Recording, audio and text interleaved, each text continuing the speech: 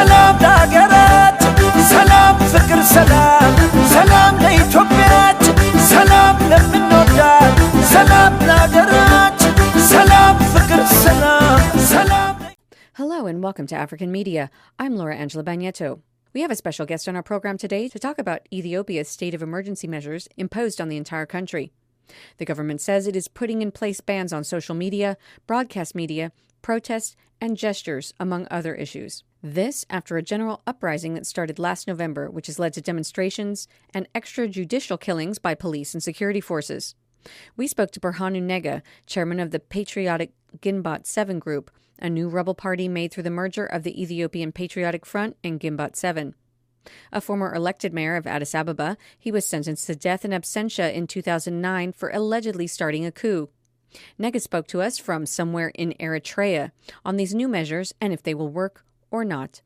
This is really a measure that the government took rather than addressing the deep-rooted political problems that the country is facing. This has been going on for quite a while, and the attempt to solve this through such a draconian measure that literally stifles the whole population, that tells you who to talk to, which radio to listen to, what to read, whether you can be on social media or not. I mean, in the 21st century, to think that you can stop a movement by millions of people by putting such a draconian measure is just simply outlandish.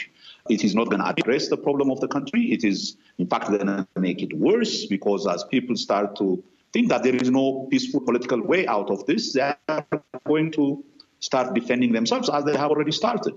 So it is going to make the situation even worse. It is leading the country into a civil war. And I think if there are any friends left to this country, especially those that are financing it in the West, this is time to tell them to stop and find a political solution, because this is not going to solve the problem. It's going to make it very, very seriously worse.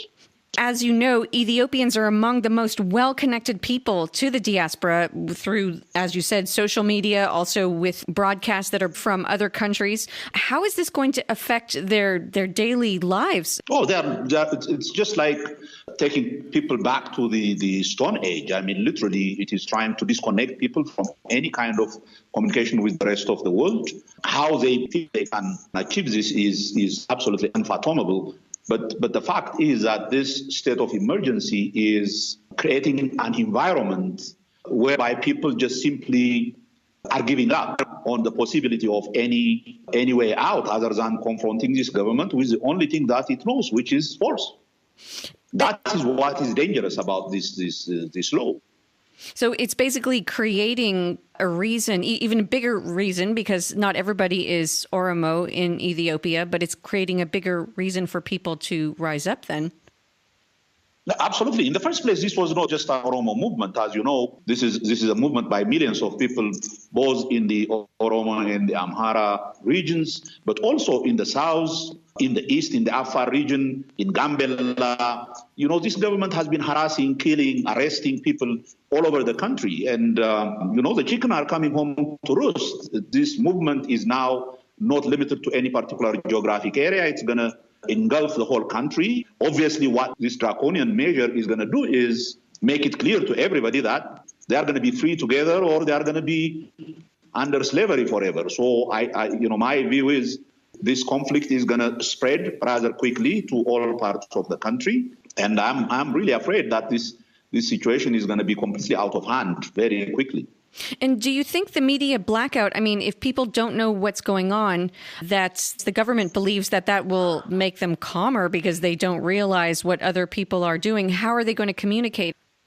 Listen, what is interesting is now they have started to take off the dishes from houses all over the country. And you just sit down, close your eyes and imagine how many millions of dishes there are in that country and how this government hopes to achieve this. But even if they succeed in that, people who are struggling against tyranny, as you know, will find ways to communicate with people. I don't think this is going to be successful. There are all kinds of shortwave communication mechanisms. There are, as you know, satellite television and radios broadcasting to the country. So I don't think the government can achieve the objective of completely muzzling the transmission of information to all parts of the country. This is a futile attempt. In fact, what it would do is it makes people more angry. It makes people lose any hope of a possibility of political settlement to this problem. So as I said, it is going to drive people to fight. That is what we are going to see, and it has already started in some parts of the country. The Washington Post, an American newspaper, wrote an editorial saying that the state of emergency won't work. However, the Ethiopian ambassador to the United States wrote back and saying, actually, it will. I mean, from what you're saying, it's not going to work. I mean, it's 6 months long. That's what I was trying to tell you. This attempt to muzzle people and to force them into complete submission has already failed. As you know, last week, even after the state of emergency, there was a 3-day strike in the Amhara region. Thousands and thousands of people are now moving into the bushes with whatever arms that they have. They are going to fight this government. And as I said, this is going to happen not only in one region, but in all parts of the country. I don't know how a government is going to win fighting against all its people. I mean, I'm not exaggerating. I mean, this is a fight against the whole population. This is not, you can, add, subtract, and say maybe there are 1 million or 2 million people with this government, but it is fighting against 100 million people. It's not going to work because, in fact, it's going to get nasty. The things that we see when a small minority group tries to hold on to power and literally exploit all resources to these very, very, very small bandits that took government power in that country, the end result is people are going to rise and they are going to fight. So, yes, they have some temporary advantage in terms of the kind of weapons that they have, but, this is not fighting a small group. This is not fighting a particular guerrilla group. This is fighting the whole population. That's why it's not going to work. In fact, it has already showed that it is not going to work. Well, let's look at the international community because they're making more statements. But if you look at what Ethiopians have been in the diaspora have been saying on social media, things are not moving fast enough. I mean, there were at least 50 people killed earlier this month. More people have been killed in these protests, and now they're not going to be reported on. The international community, particularly the West, is really, really embarrassing in the way it is responding to the situation.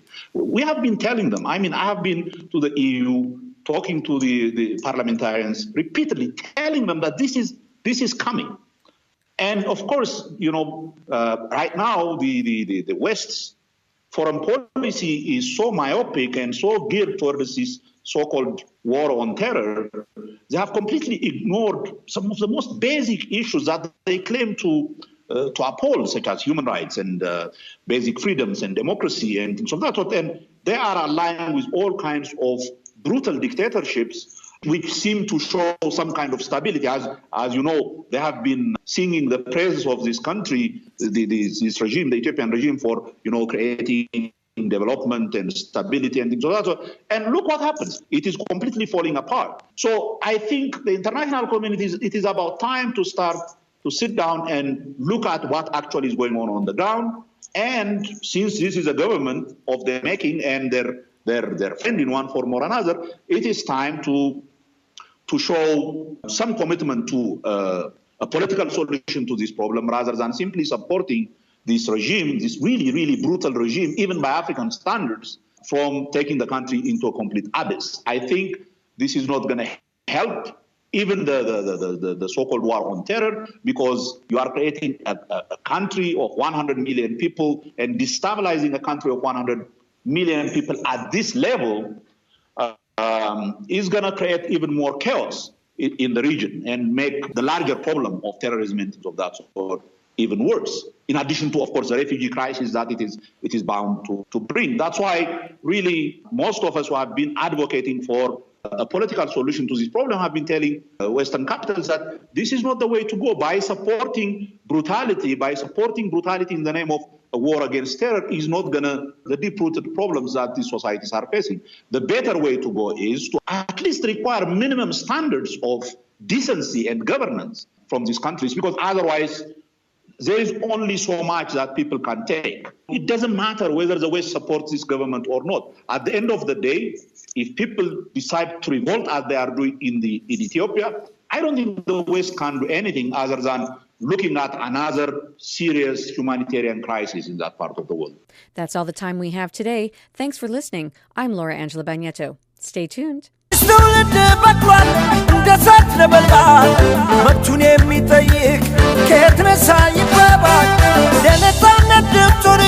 ከፋርጎ ያሰማ ደሙ ከፈሰሰ